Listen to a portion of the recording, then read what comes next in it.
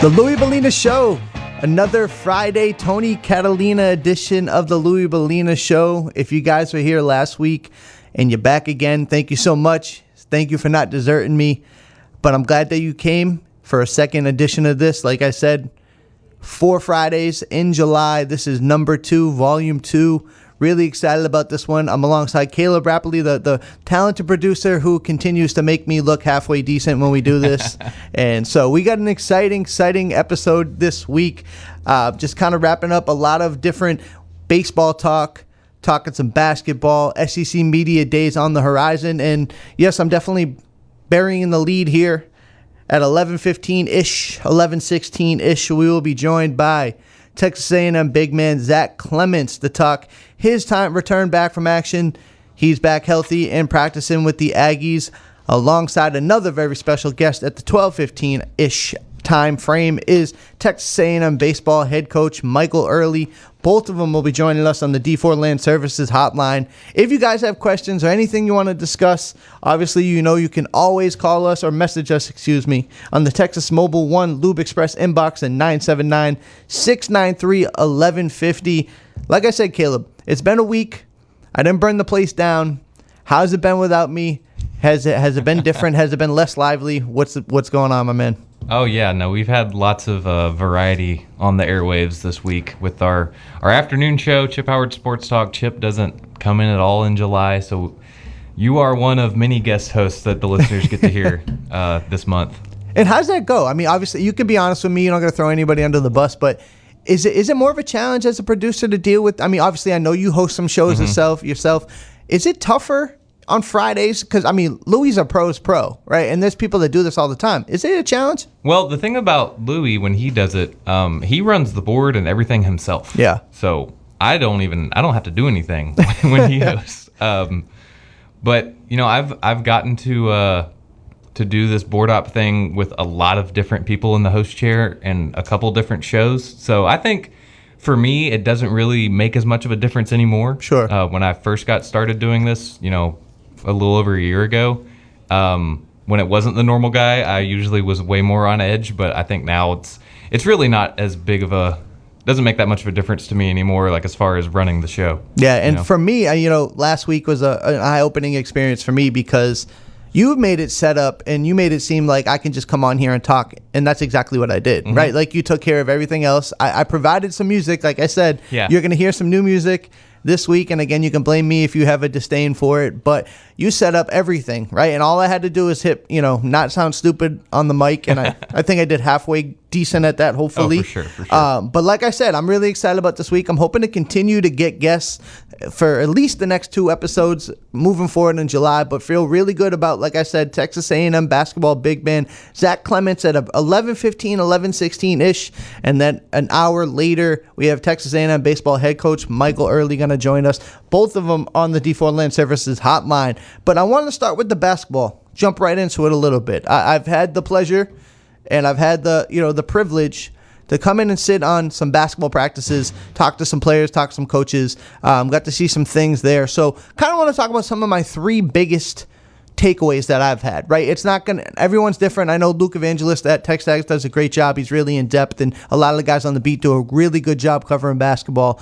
This is just me opining based off some of the things I've seen. And where I want to start is probably not in the same place that other people want to start because there are some obvious things. What I want to shout out is Josh Irving, the freshman, looks like a real deal basketball player, like legit. And when I watch him play, 6'11", long, lanky, tough, strong, looks like he gets it. And, we had this same kind of disposition in football when you saw Aaron Gregory out there. He looked like a guy who just belonged. Like, it didn't look like it was too big for him. The moment didn't look like it was too tough. I felt the exact same type of feeling about Josh Irving when I'm out there. It's high intensity. It's high pressure. You know what Bucky Ball looks like, and if you don't know what it looks like to get prepared for that on the game day action, he's somebody who's, he expects a lot from his team, right? He expects a lot from the players, and it's not easy, right? We saw him kind of come together and huddle and kind of get his guys right and correct some things. But Josh Irving, man, he has a nice jumper. He can shoot from beyond the arc. He's got a nice post game. The thing about him is too, he's going to get bigger. He's going to get stronger. But if you're asking me some of the people that have stood out the absolute earliest that I've seen beyond just the obvious, right? And I'm going to talk about the obvious in a minute. But I had to lead off with Josh Irving because he was somebody that was so impressive. And to me, when you look at last year's team, because they brought in so much ready-made talent and veteran pieces, it didn't really allow for freshmen to come in and make an impact, right? Everybody was a veteran or a second or a third-year guy. I wonder just how quickly, if not immediately, Josh Irving finds a way to get into into that rotation of coming in and being a big man. Again, we're going to talk about Zach Clemence here in a second. Maybe we'll get his opinion on him. But Zach Clemence is going to be one of those guys who's going to be a very important piece. He's going to need somebody to spell him, especially the way they run this system. For me, the second guy that kind of stood out is obviously Mackenzie Mbako, right? Mackenzie Mbako is somebody who, when you saw the 6 games of action last year, you saw like a glimpse of what this guy is. A former McDonald's All-American, somebody who's supremely talented. Correct me if I'm wrong. I believe it's the highest recruit that A&M had ever recruited to Texas A&M basketball. I think through transfer, yeah. Yeah, and so for him to come in and to not have a full season, wasn't healthy, dealing with the foot issues, dealing with the break, he looks, and he admitted he's not 100% there, whether it be conditioning-wise or just complete health-wise. He's still working through it. But, man, he just looks like he's in a different gear. Right, he's big. He's NBA big, and at 6'8", 6'9", whatever the case may be, a true 6'8", 6'9", big, physical, strong, can shoot it from anywhere, can really do some really impressive things. So for me, those are a couple of guys that I was super impressed with. Now, when I talk to you, Caleb, and we talk about this basketball team, we talk about Mackenzie. We're going to talk to Zach. Where do you think A&M is going to have to be the most successful when it comes to this team, right? Do they need to have some more shooters like a Ruben? When Ruben got hot last year, do you think this team is going to be more successful in that? Or is it just the lack of size last year that hurt them and that they're a total 180 in attack of the transfer portal and how they got so many big-bodied guys? Do you think it's the height or the size? Because the shooting's always going to be there. But what do you think the biggest factor of this team is going to have to be? So, yes, I agree that last year's size is kind of what held us back. And this season, I'm not really, as long as Bucky McMillan's the head coach, I'm really not worried about the guard play. Sure. And especially this year with PJ Haggerty. Right.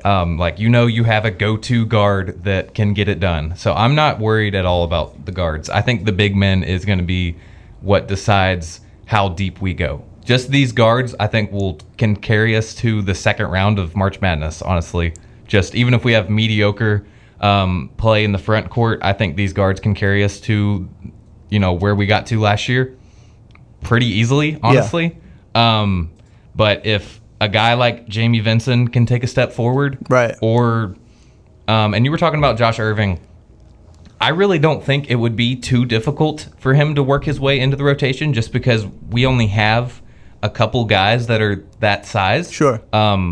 Irving, Zach Clemence, and Jamie Vinson are all listed at 6'11". Those are the tallest guys on the team. So there's only a couple guys that are that size. So I think that gives Irving an opportunity to contribute. But if Vinson and Clemence can take a step forward, what Mbako can be, and he seems to be healthy. Right. That's what's going to determine how deep this team goes and whether or not they're a top tier contender for the title. I agree with you, and I'm glad you mentioned Jamie Vinson because I had talked about it, I believe, on Wednesday with Louis. It's when we asked the players, right? We got to talk to Mackenzie, we got to talk to some other guys, we got to talk to Bucky a few times.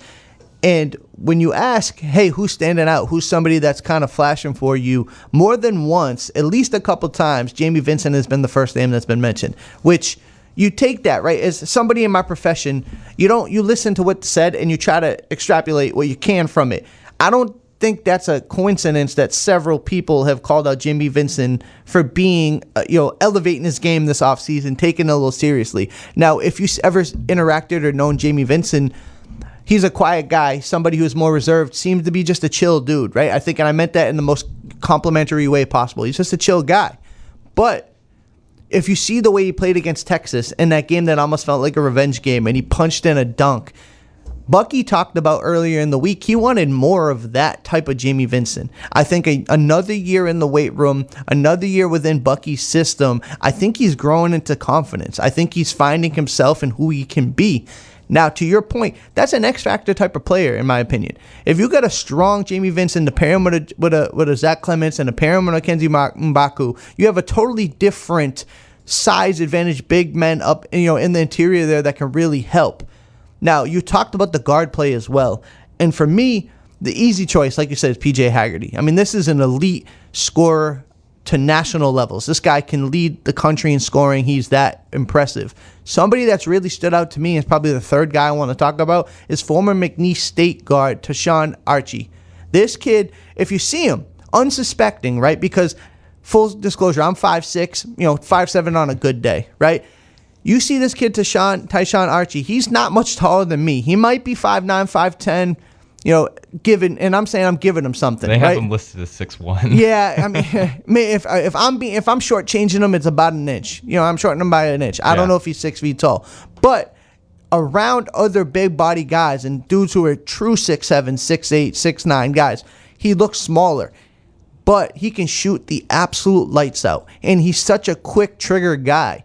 When you see him in these practices, he's in his element. He gets the ball. He don't even have to dribble. He's just a catch-and-shoot guy. He can make plays from anywhere. I saw him hit a half-court shot in a drill. It was just, they're always practicing some type of high-intensity type of situation where the clock's running down, whether it be the shot clock or the game clock. They're trying to emulate different high-pressure situations, and Tashawn Archie, I think, hit 2 back-to-back almost buzzer beaters in those scenarios. Now, they're trying to create environment, but just the way he dribbles, the way he shoots, the way he's going to fit into this system, and I'll call it now in July, the middle of July, I think he's going to be a fan favorite of this team, right? Like, he's somebody who is going to catch lighter fluid on any given night against any team, and he's going to shoot the lights out.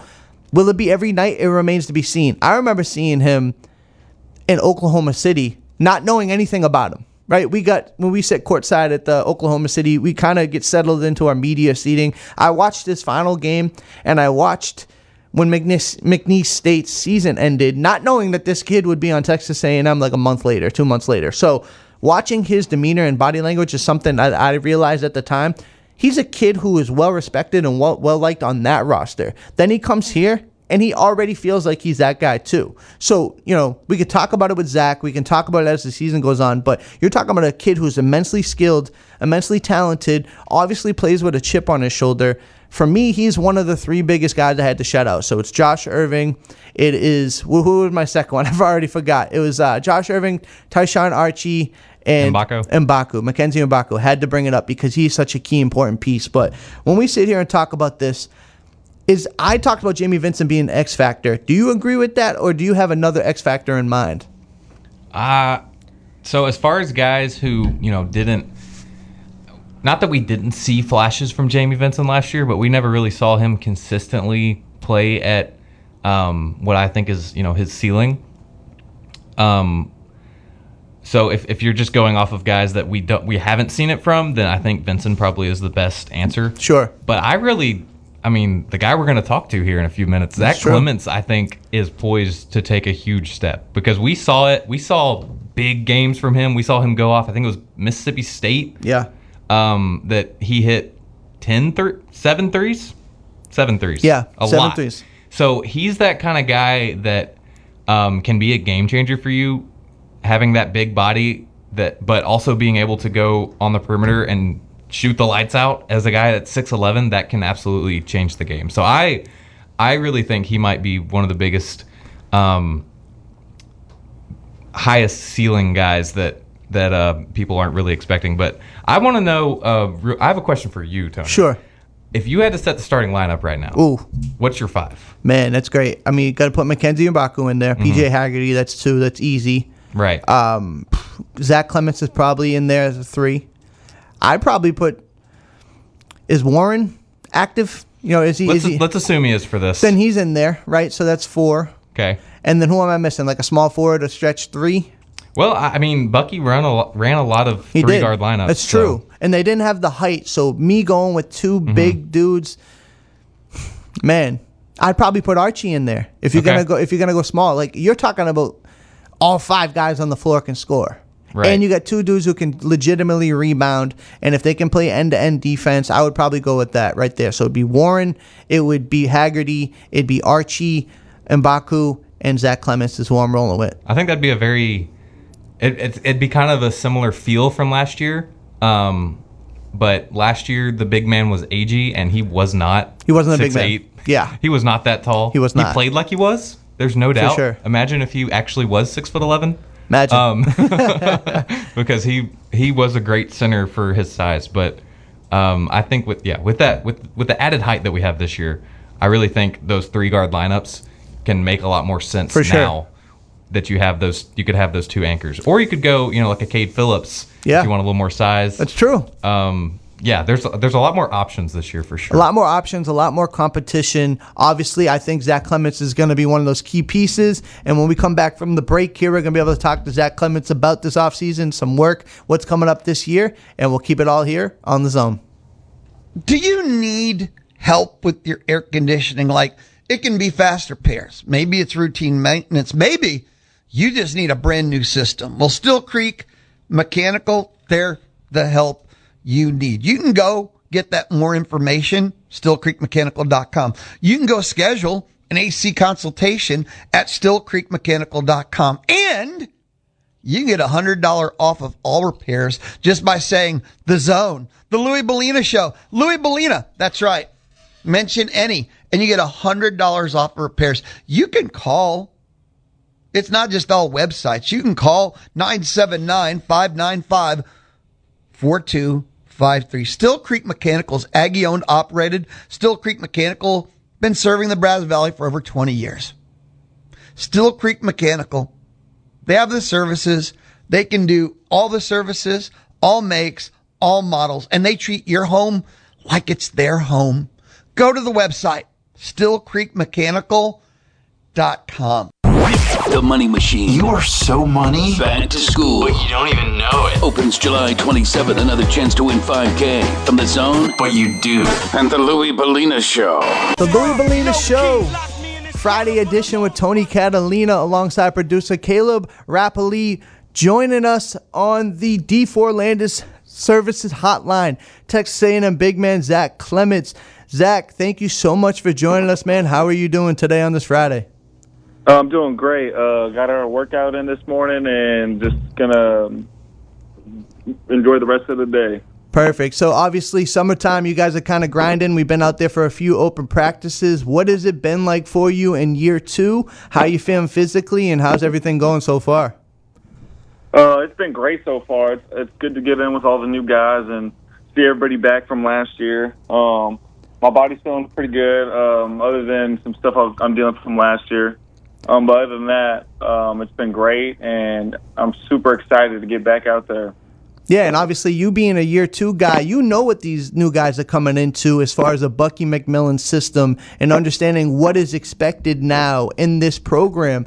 What have you kind of imparted for wisdom when you talk to some of these new guys and just how to get themselves acclimated into what they got to prepare for? It's just one of those things. I tell a bunch of the new guys, this isn't like any other program. This program really holds on to people that play hard and try their best at every possession. And like, if you do that, then they'll love you forever. And that's what I feel like our team did last year a lot, and it was successful. And you speak about last year. Obviously, you've kind of grown and blossomed. You've seen yourself become such an offensive threat in this system, and you've become a respected voice within this program, somebody that Bucky has sung the praises of a lot. When you got here, at what point in time did it feel like it kind of clicked for you in Aggie land, right? Because you came over, you kind of tried to get acclimated to a new area. When did you kind of feel like this was the right spot for you, especially now that you're in year 2 and doing it again? It took a little bit for sure. I didn't click right away, just in the whole system. But I would say a couple games into the season, it clicked, and then we kind of got on a roll, and then kind of started feeling myself. And then other than that, it all worked out. And now I'm just trying to do it again this year. Absolutely. And to that point, at the end of last year, obviously you dealt with an injury, something you're coming back now. How are you feeling physically? I know you touched on it a little bit. You got practicing again in the last couple of weeks. Physically, where are you at? Maybe mentally, when did you start to feel like yourself again? I'm feeling great. I'm feeling stronger. Feeling athletic. Just all above, all around good. Just getting ready for this season. I know we put a lot of work in this summer, in the weight room and on the court. So I'm ready to get out there on the court and show that. Hey, Zach, it's Caleb here. So last year, it was a much different feel from this year, at least from the outside looking in.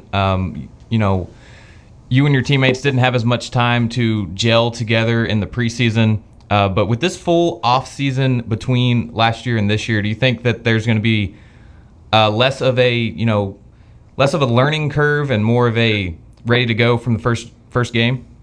For sure, I believe I mean, it's going to be great because this team's already bonding together and falling in love with what we got to do and working it every day. So it's really exciting to see these guys come along, all from all different places. You know how the portal works, but we're coming along at a great pace. I think we're looking like a real team. I think we're looking like real contenders, and I'm really excited to see everybody get out there. And Zach, to that point, I talked to you obviously being a returner and how valued that is in today's current climate of basketball. It's just having that experience within the same program. When we talked to Bucky McMillan and some of the other people in the program, they had always brought up your name as somebody who's kind of stepped up in a leadership role. Is that something you came in this year with the mindset of doing, or do you think that was more of a natural progression, or do you kind of just have to, be like, hey, I'm going to be the guy, I want to lead by example? Kind of what was your mindset and your thought going in through this? I just know a little more than other guys, so I just thought I'm just a team player. I like to, help everybody out. I think we should have more than one leader on the team. I think that's how great teams become great. So I'm just trying to give all the wisdom I can to other guys so they can give to others. And to that point, obviously, Rashawn Agee is a special leader, right? Somebody who is tough to emulate exactly his style. You're probably not going to look to try to do that, but when you describe your leadership style, what does that look like? Obviously, AG was an active guy. He was somebody who was a very intense dude. Would you kind of describe yourself in the similar fashion, or what was your style like? No, I think I'm more of a lead by example kind of guy. I'm always going to go out there, play my hardest, give you everything I got, and support everybody else around me. So I think by doing that, everybody sees that and follows. Absolutely. And when we look at that, and again, guys, for everybody listening, we got Zach Clemence, Texas A&M big man here on the D4 Land Services hotline with us. Zach, I just want to shift gears a little bit and talk about some of your teammates.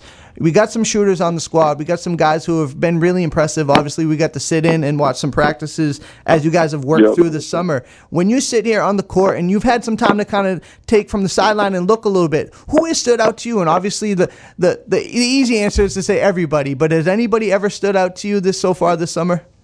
I mean, it is easy to say everybody, but I truly think we got a bunch of guys. We got a bunch of guys that are great. You can go down the list and just name off anybody, and they have God-given talent. So, I mean, it's really impressive what our coaches did in the portal this year, and I think it's going to help us very much because we're bigger, faster, and more athletic than last year. So it's going to be exciting to see how we form. For sure, and obviously, when Mackenzie Mbaku getting back to being healthy, obviously played just over about a little bit of 6 games last year. What does he look like, and how different does he make this team as a whole, getting a healthy version of him back on the court? He's looking good. He's looking super athletic, super quick, mobile. He's still shooting it very well. He's looking really good. I'm actually really happy to see him because I know last year wasn't his best year just with injuries and stuff like that. So I'm really excited to see him out there and actually get on the court and playing and talking and et cetera. And obviously, so you guys have a little different of a unique setup. You guys are going to go to the Bahamas in the first week of August. You're going to play some preseason basketball. How different is that? How exciting is that? And what do you guys think you can absolutely take from something like that? Oh, I think it's going to be great. And go out there and play some teams that you haven't played before. And I'm not going to say it's no pressure, but it's some type of pressure because it's going to be a sight into the season for sure. But just get out there and just play and try to bond as a team and just get ready for the season. So this year there have been a lot of just like last season, a lot of transfers coming into this program. It looks like the average height on this team is definitely going to be a lot taller than it was last season. Obviously, you and then guys like Josh Irving and Cade Phillips coming into the program. So how do you think that is going to allow you to play the way that you want to play, to be able to go to the post and get rebounds, but also play on the perimeter a little bit? I mean, if you go down the list, I mean, Shelly 6'8", Max 6'9", Cade 6'9", I'm 6'11", Josh 6'11", Jamie 6'11". We got a bunch of Luke 6'5". We got a bunch of taller guys. PJ 6'4". We got a bunch of guys. We got a big team, which is really exciting. Really excited for us and the fans, honestly. Just because the way we play, it's gonna be real exciting to see a big team go out there and play the way Bucky wants us to play. And to that point, year two, we've talked about it a few times now. Under Bucky McMillan, have you seen the message changed at all? I know he had talked about last year wasn't exactly the Bucky Ball final form he wanted it to be. This year feels a lot more in tune with what he wants. Have you seen a message change or maybe a demeanor change from your coach this offseason compared to last? For sure. I mean, last year was a crazy year. We all kind of got in late. It was just a crazy year all around. This year's more set up and, in order. And so I think we're actually getting stuff done at a good pace right now instead of last year where we had to cram a lot of stuff in and, just get stuff rolling real quick, unlike this year. For sure. And so you had mentioned his name, so I'd be remiss. We had talked about him before you jumped on with us. But Jamie Vincent is somebody that keeps getting brought up, whether we're talking to Bucky, we're talking to Mackenzie. He's somebody that seems to have, by at least the people in the program, feel like he's taken a leap or a sizable jump here. Do you feel that sentiment, and just what have you seen from him this offseason? 100%. He's been super aggressive. He's been playing out of his mind. I think so. I think he's just really fallen in love with the game, and it's just really showing off. For sure. And so obviously the SEC is stacked. It's always every year it's going to be a gauntlet. Bucky had talked about just how tough the slate will be of games this year. Just how good is that? How is that such a measuring stick for you guys to be able to go out there night after night and know that you got to play your absolute best brand of basketball? And why does something like the Bahamas or these tough early non-conference games help you to kind of get into the flow of this the SEC slate?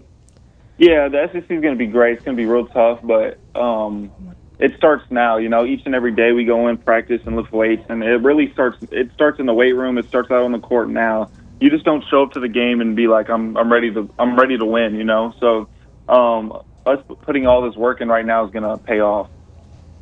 So in that same topic there, the non-conference schedule, playing a few Big 12 teams, TCU and I think Oklahoma State again this season. So you got to see some of those teams right up close and personal back at Kansas before you transferred here to A&M. So how much is that going to help being able to, even though it was on a different team, having played those teams before? I think it's going to be great. I mean, the way we play is very versatile, so I think we match up great with everybody. And we're gonna play harder than every other team in the country. There's no doubt about it. That's just Bucky, and that's how he coaches, and that's how we do things around here. But we all love it, and it's a fun way to play basketball. Zach, last one before we get you out of here. Appreciate your time, man. Really do. It's obviously been great talking some Bucky basketball, some Texas A&M basketball with you. But the final question I got is, what is the mantra this year for Texas A&M basketball? What do you guys want to be known as? What is kind of the word of affirmation you guys are moving forward into this new year with? I think it's kind of the same message. I would say it's the same message, but more implied this year. We want to be the guys that no other team wants to play. We want to be the guys that pick up every possession, and we're going to dive on every ball and just play harder than everybody else. It takes a lot of energy, but it is a fun way of playing basketball, and it feels very rewarding. Man, I appreciate it so much, Zach. Like I said, Zach Clemence, Texas A&M basketball big man. Appreciate your time, and hopefully we can do this again later down the road. Yes, sir. Will do. Thank y'all. Absolutely. When we come up next, we got SEC Media Day conversation, a preview. We'll touch it all on it next here on The Zone. The Houston Astros play in the zone. Thanks to Kelly Bird Dozer. Louis Bellina Show, Friday edition with Tony Catalina alongside producer Caleb Rapoli. Just had Zach Clemence, Texas A&M basketball big man on. He was a great guest, obviously super appreciative of him joining us and giving a little bit of his Friday.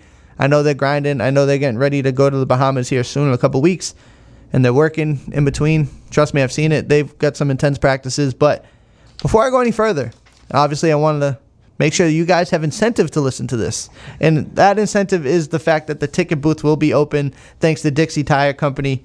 We're going to have a $50 Rudy's gift card be won in the second hour. So stick around for the second hour. We'll let you know when to call in, when that can be won. But like I said, ticket booth will be open thanks to the Dixie Tire Company. $50 Rudy's gift card. Stay tuned in the second hour for that. Changing gears, we just talked about basketball. It is Friday. It is the final full weekend for a guy like me in the media, beat reporter space before it really starts to get real. Most of my counterparts and colleagues and friends will be headed to Tampa on Monday or the week leading up to it for SEC Media Days. I will be there Tuesday. I'll get there bright and early Tuesday in Tampa. I'll be there Tuesday, Wednesday, and Thursday. A&M speaks on Wednesday with Mike Elko, QB Marcel Reed, linebacker Damian Sanford, and safety Marcus Ratcliffe. Really good group of people. Honestly, shout out to Texas A&M and putting some really interesting people to talk to, because obviously they haven't had a quarterback there since 2019.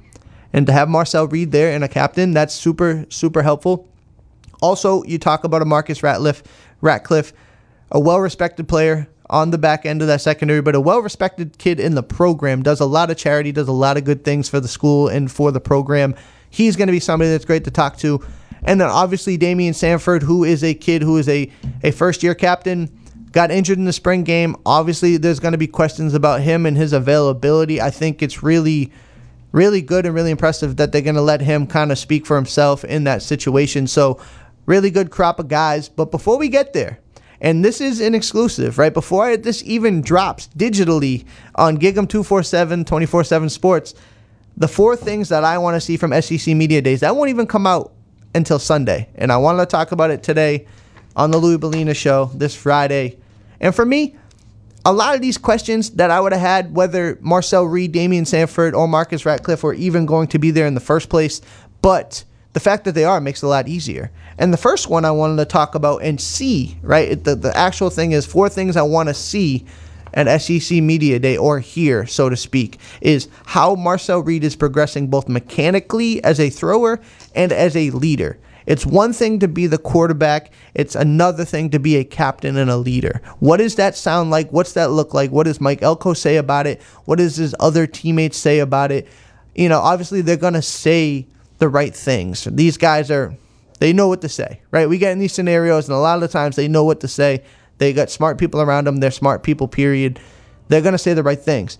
But sometimes you can kind of surmise some things through the cracks of what is Marcel Reed the leader. And I can say, I've had a unique experience of spending a full day with him.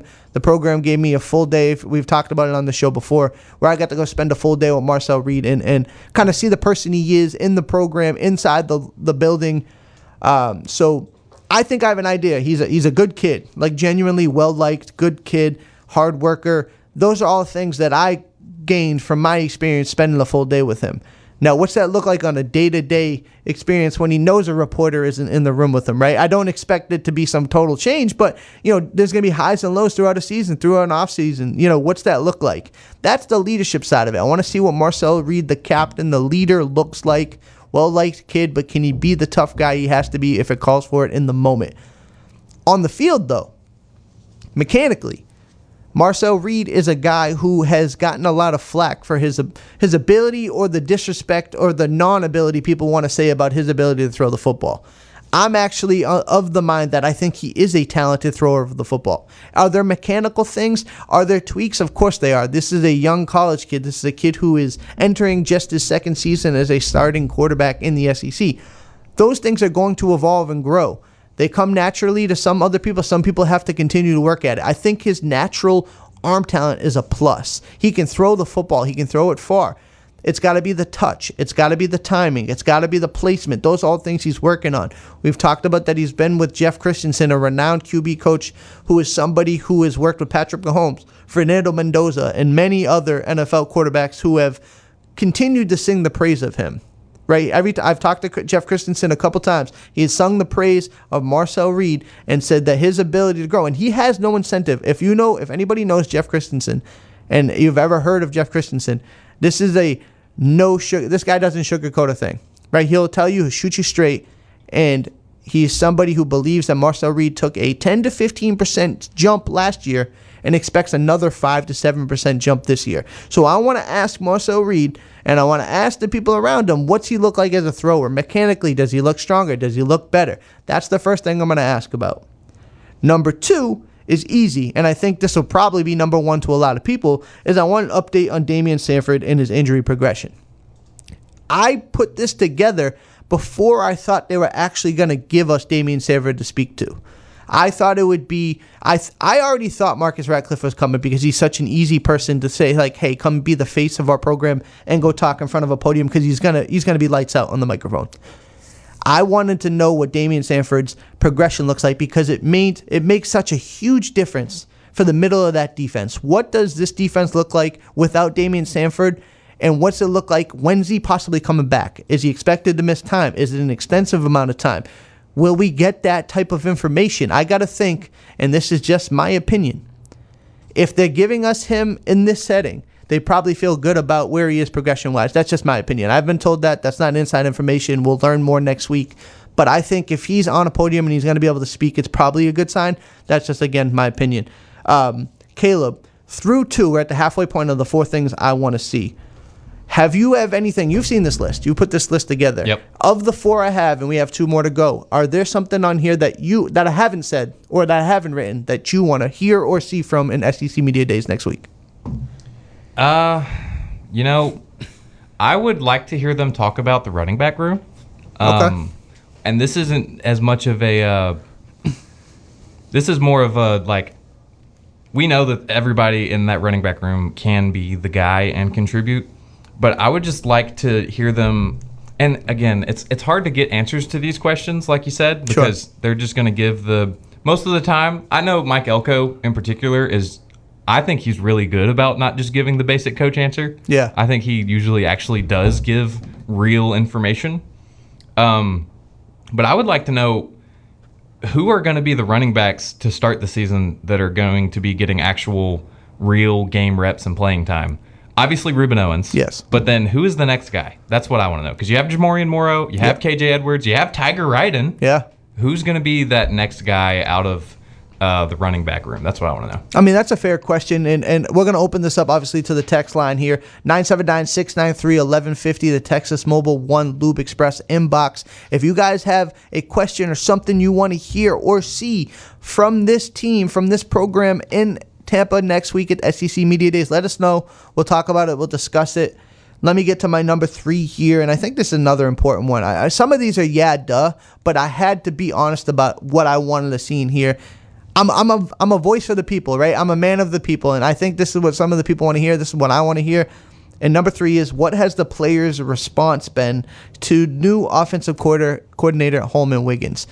When I've seen him, and I've been out there for spring practices, and I've seen him in these camp settings, he's a guy who is a lead by example type of guy, right? He can be stern, he can be tough, he expects perfection, he expects everyone to do their best. And it sounds like coach cliche, but if you see him at work, you would understand that he's very meticulous in his design of what he wants, what he's asking of his players. He's very instructional when he talks to Marcel, when he talks to Mario Craver. He obviously, the wide receiver coach background, he's very detail oriented with the wide receivers, and they listen to him with open ears.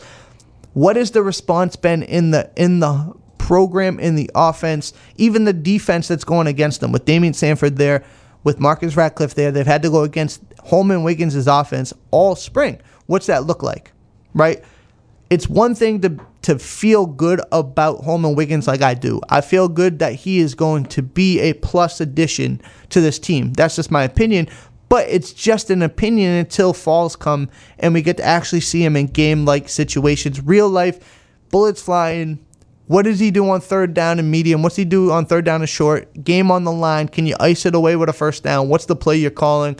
What position do you put this team in? I was a person who defended Colin Klein last year. I thought he was good at his job. I thought he did a lot of good things. But there were some questionable third down and fourth down decision makings, especially when I think about the South Carolina kind of halfback pass fumble thing situation in the goal line. Those are things that I felt hard to defend, right? What do you got, Caleb? So we got a text in the Texas Mobile One Lube Express inbox. Matt in College Station has a question that he wants answered. Let's hear it. Have to know what the offensive line is going to look like. Are they coming together as a group? What is the depth like? It's fair.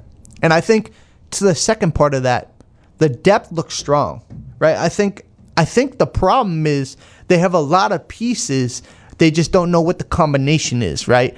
For me, it's been easy to think, and I could be wrong. And I've said this online.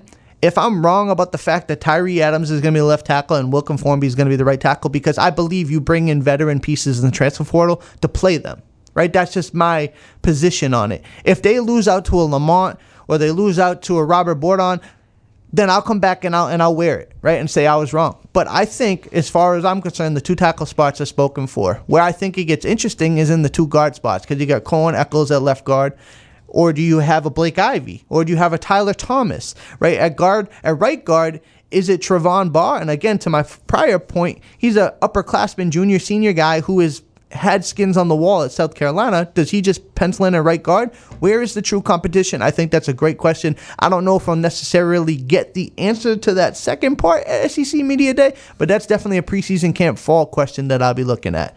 Wrapping it up here with this final question I have here before we kind of hit the break in a minute. A renewed sense of focus following the end of the 2025 season. Last year when I was in Atlanta for the SEC Media Days, Will Lee had a certain demeanor about him. Torian York had a certain demeanor about him. So did Armaj Reed Adams at the time. All three of them just felt like what they did in 2024 wasn't enough. They came in with a renewed sense of energy for that 2025 season, and they ended up going 11-2, and they were right. It didn't end up with the ultimate goal that they wanted, but ultimately it felt like that energy that they had. I want to see that. I want to see what the conversation is. I want to see what the focus is. Having that conversation with them, talking about what it could look like, I think that would be super important just to kind of get a vibe on them. Last year, there was no mincing words, right? They were pissed. They were mad. This year, I'm curious to see exactly where that is, how hungry they are. We've talked about how year 3 under Mike Elko is a huge year. Does that message kind of come through in Tampa? It remains to be seen. But we're going to hit the break here. We're up against it here. When we get back in, we got plenty more to talk about right here on The Zone. Can't reach your radio? Listen to Aggie Football online at radioaggieland.com. The Louis Bellina Show, Tony Catalina Friday edition alongside producer Caleb Rapoli. Wrapping up the first hour here. It's kind of been hard and fast here, really. We had Zach Clemence. We talked about some things we want to see, some basketball stuff. Next hour, we're going to talk to Texas A&M baseball coach Michael Early. We're going to talk some other just fascinating transfer portal baseball stuff. MLB draft kind of wrapped up. Put a bow on that from last week. But before we end the hour, I was just combing through the internet, and obviously sometimes you can find some content ideas with this. And when I saw the 25 most expensive games to get into in 2026 for the college football season, Caleb, you've already seen this list, but did you expect number one to be number one based off what we know? Yeah, it's not that surprising. Right. I think it was the same thing. 24? I think it might be 3 years in a row now. Right. And if for you guys, obviously this is a Texas A&M based radio station based show. You can kind of put together that the Texas A&M Texas game is right now, according to SeatGeek and the CFB report, the most expensive game to get into in 2026, sitting at $686 a ticket. Now, obviously, I printed this out a day or two ago, so if that's up or down a little bit, my apologies. Either way, wild Wild to get a ticket, $686. You know, when I read stuff like this, it kind of humbles me in the sense that I'm a reporter and I get to sit in the press box and watch this game. And not only do I not have to pay for a ticket, I get paid to go to this game. Yeah. So for me, like, you could take a step back. I don't ever take that for granted. But also another thing that was super fascinating, and I know people around here probably don't care, but it's still noteworthy. The 3 most expensive games on the slate this year all include Texas. Obviously, A&M and Texas, like we said, $686. Number 2 is the Red River rivalry with Oklahoma and Texas at $612. And then the week 2 matchup, Ohio State at Texas, $600. That's what happens when you schedule tough non-conference games. That's what happens, right? That's what happens when the price gets marked up like crazy. Right behind it is, I think, potentially has the chance to be absolutely, I don't know if it's game of the year. Maybe that's preseason hype. But it's definitely the intrigue of the year as far as I'm concerned with the LSU Ole Miss game. Lane Kiffin, his old squad, battling it out. Trinidad Chambliss at $541. The top 5 rounded out, which I think this is interesting. BYU and Utah at $530 a ticket. Now, A&M is on here twice. It is the top 25, obviously. They're on here twice. They are at, 25? They're at 16th at $337 when they host Tennessee. I feel like that's an expensive ticket for that game. Yeah, I don't know if people are really quite as jacked up for that one as some of the other ones, but our home slate is a little lighter this year, I would say, than in previous years. So I guess it kind of makes sense that that's the second best game. For sure. And so when you look, it's all of their toughest games are on the road, right? You look at Oklahoma, you look at, except for Texas, right, which bears true. Yeah, bears true that Texas, Alabama, you got Missouri on the road. There's going to be it's a tough slate, right? I kind of thought we might see A&M Alabama on here. Me too. A little surprising. And I think there's something might be said about just the state of Texas and how much they're charging for football games. So for me, I thought that was interesting. Texas 3 times in the top 5. They're actually on here 5 times, out of the top 25 games. A&M twice. Like I said, just something I thought was interesting, really good. But we're going to hit the break here, and at the top of the hour, like I said, we're going to have some baseball talk here on The Zone.